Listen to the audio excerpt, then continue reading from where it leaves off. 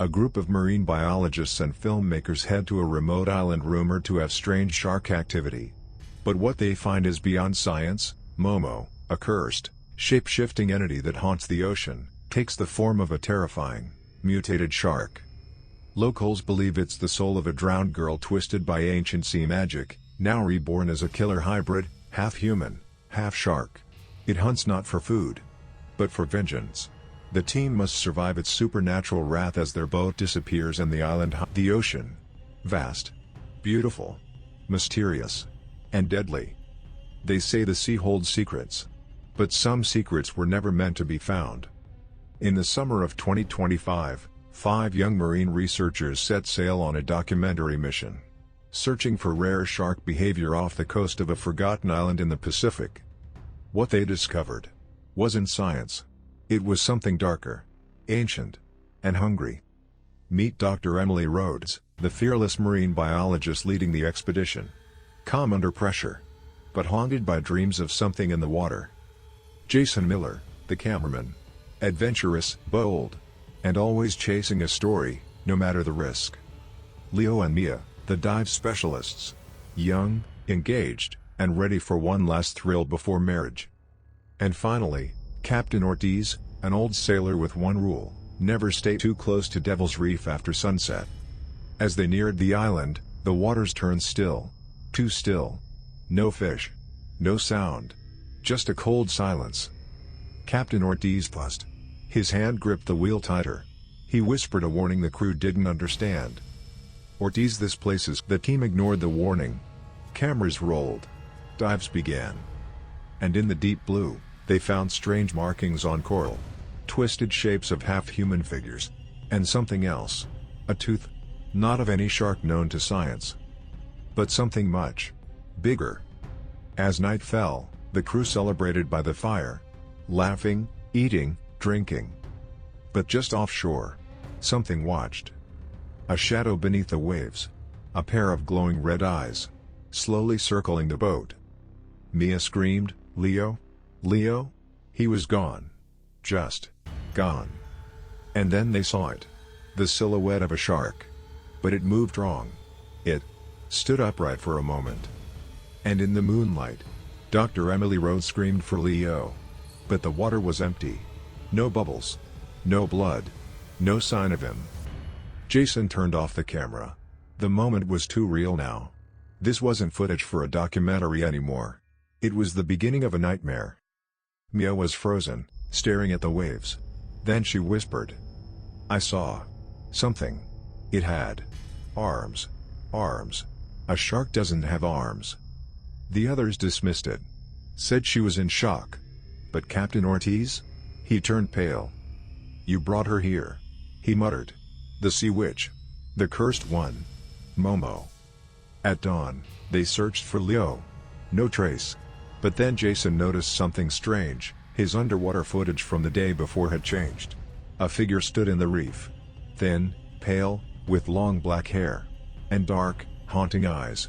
Watching him. It wasn't there before. Dr. Rhodes tried to explain it away. It's probably camera interference. Refraction. Light distortion. But Captain Ortiz pulled out an old journal. A water-damaged book filled with hand-drawn images. MOMO. A cursed creature of the sea. Once human. Now predator. Years ago, a girl drowned near this reef. Locals said she was pulled under by something unnatural. Her body was never found. But since that night, people have vanished. Boats wrecked. That night, thunder rolled across the sea. Lightning flashed. The waves began to rise. And then, screaming, Jason ran out of his tent. The wind howled.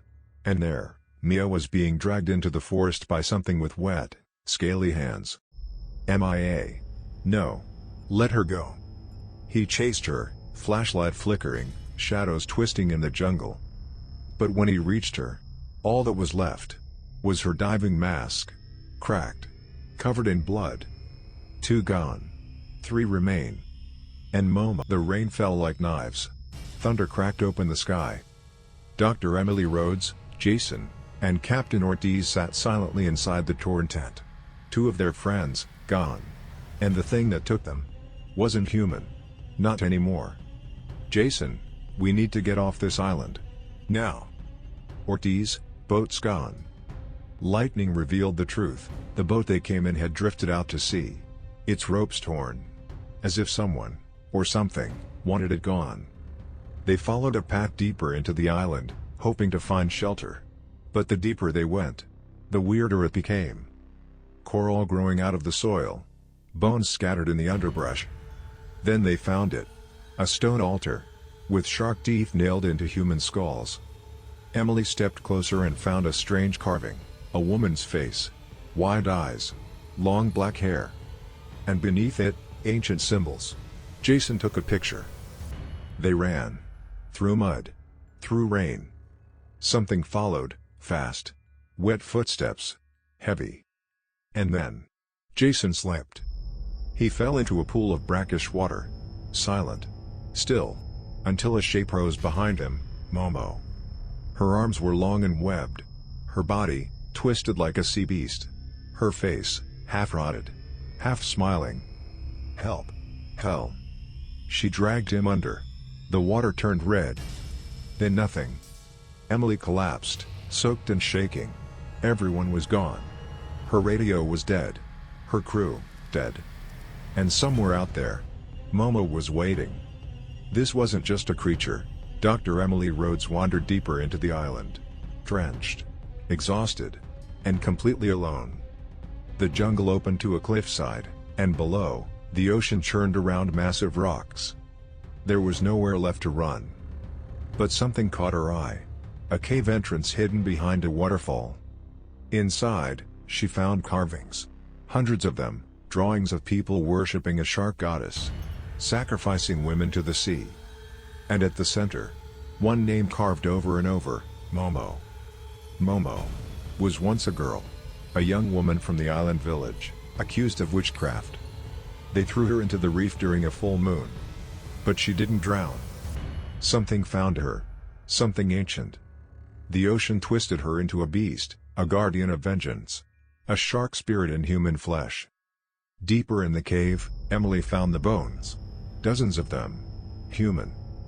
But one skull was different, still fresh. Jason, on camera, she's not a shark.